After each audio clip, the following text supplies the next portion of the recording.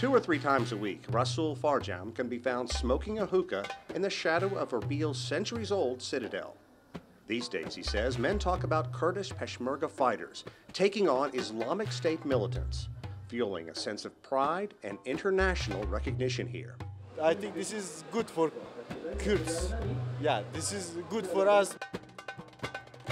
While the Iraqi government has been characterized as dysfunctional for years, the Kurdish region in northern Iraq has enjoyed relative calm and peace and unparalleled economic growth. That is, until the Islamic State recently attacked. Today, it's a very different reality in North Iraq. Kurdish businessman Hassan Rawandouzi says the world can now see glaring differences between Baghdad and the Kurdish region. They look like two different worlds in the same country. That's how they were. Even their political mentality, the economical planning, everything is different. Rawandouzi works in oil field supplies, but the once lucrative business is off 75% since fighting with the Islamic State started. Still, he contends Kurds are used to coping with setbacks. There are Kurds in the surrounding countries of Syria, Turkey, and Iran. Here in Iraq, there are about 5 million Kurdish people, making up somewhere between 15 and 20% of the population of Iraq.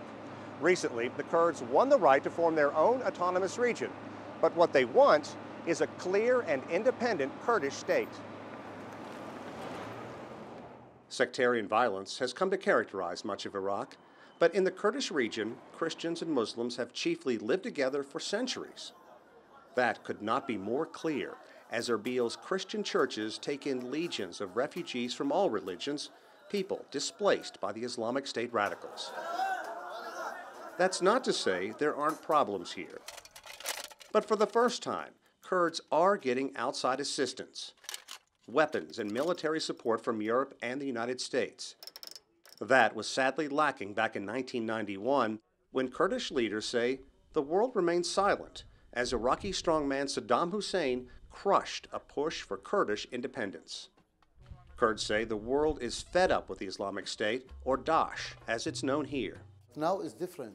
Now Daesh came to near Erbil. All the world, all country in the world was discussed about this point.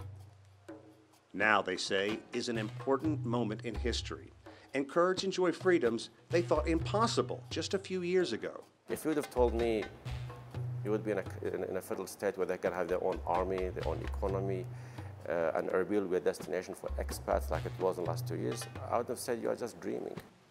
A dream, a long time coming, but still a long way away. Sean Caleb's CCTV, Erbil, Iraq.